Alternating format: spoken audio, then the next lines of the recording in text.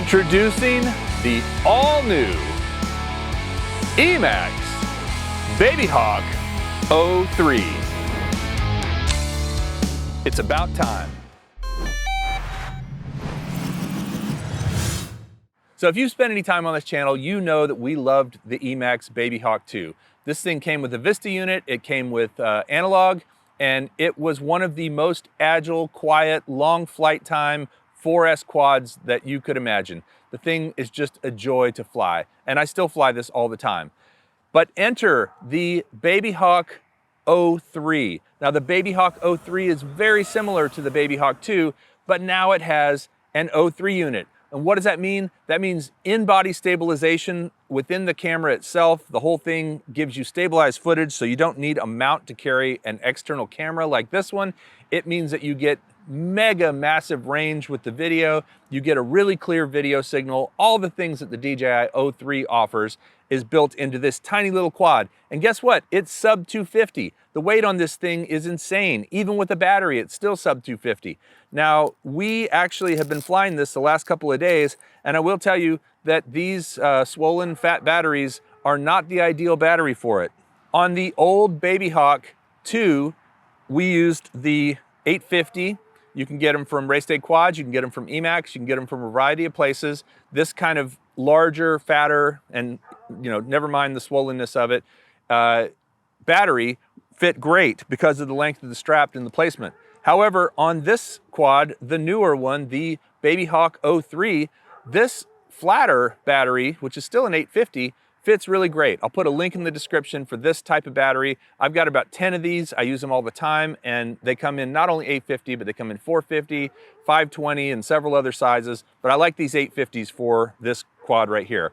Now the frame is a updated carbon fiber frame. The old one was carbon fiber, but according to EMAX, they have a new carbon fiber supplier, and this one is going to be even stronger and more durable.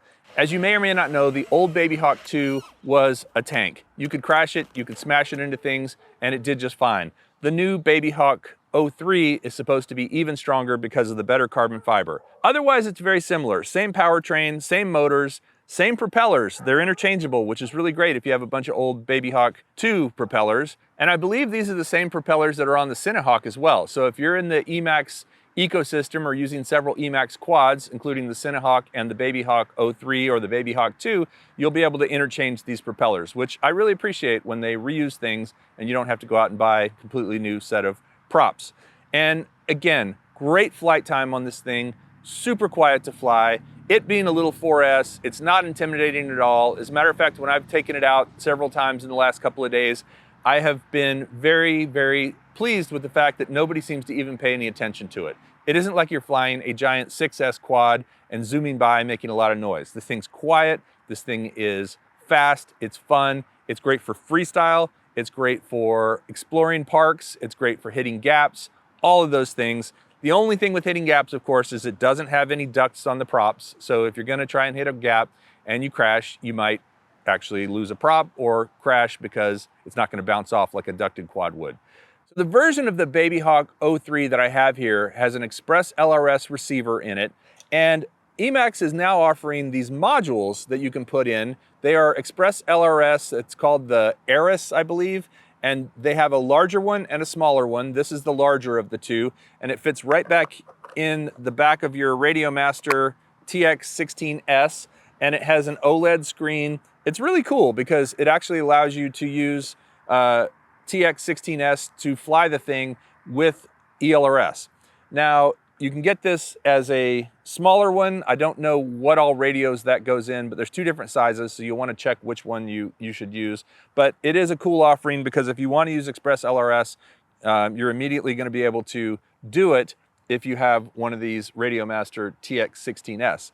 Now, there are lots of native Express LRS radios out there as well, so in which case you wouldn't need this module, but it's cool that they're trying to make Express LRS backwards compatible with older radios like the TX16S so that you can fly this quad with Express LRS. So one other cool thing about this module that we put into the back of this Radiomaster is it has this OLED screen. And a lot of the basic functions that you want to change are available right here with this joystick and button combo, and that allows you to do it very quickly without having to go into menus on the radio itself. Big time saver and makes it a lot easier to set up the radio and configure it the way you want it.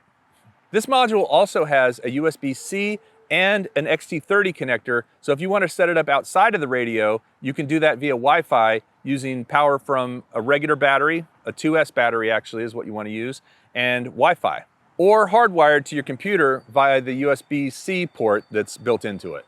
Now, the other couple of things that I want to say about it that I wish were a little bit better, number one, I'm not a huge fan of how this antenna is mounted. The TPU print down here is difficult to get into with the antenna and the sleeve across the antenna. It just doesn't go in very easily, and then when it does go in, it still pops out sometimes. And I had it pop out when I was doing a power loop and actually hit the prop, break the prop, and make me crash. So I've got it shoved in there pretty good right now.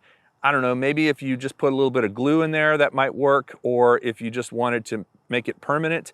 But right now, the thing still is able to come out. I think that's so that you can pull it out and lay it down if you want to put it into a case or something and you want it to be flat.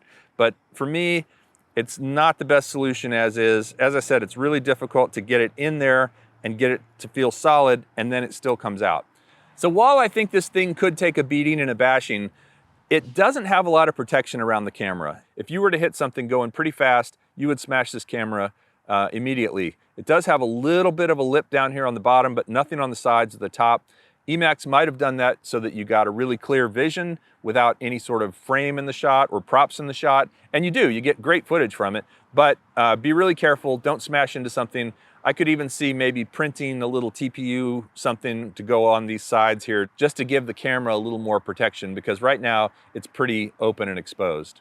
And then of course, in true EMAX fashion, these cables that go out to the motors from the flight controller, the ESCs on the flight controller, they're a bit long for what you need. And therefore, if they were to get pushed up, they could potentially run into the propellers. Currently, there's one piece of tape here that holds them down and keeps them in place. I meant to get this earlier, but I haven't yet. And I haven't had a problem with them, by the way, but I'm gonna get a couple of zip ties and just zip or tape and tape it down so that they're a little bit flatter and less chance that they're gonna run into the propellers. I understand that having a little bit longer cables is better if you need to repair something, but in this case, I feel like just a little more tape on them or something is gonna be essential to keep them in place so they don't get cut accidentally. But other than those couple of things, I love this guy. It is a Babyhawk, and Babyhawks are awesome. I have loved all of the Babyhawks that I have flown and had a great time with them. If you're trying to learn how to do acrobatics, this is a great option because it is a 4S, it is quiet, it's fairly lightweight, and when it hits the ground, it's not very heavy, so it doesn't really break things as easily as a 6S, especially if you're flying over grass and stuff like that.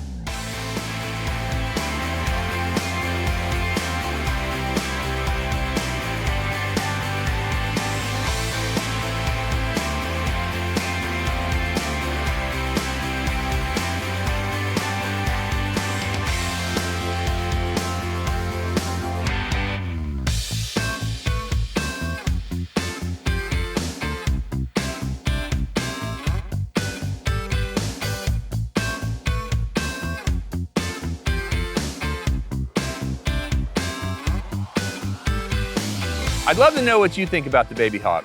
Leave a comment below and let me know what you think. Thanks for watching, and we'll see you next time on Ready, Set, Drone.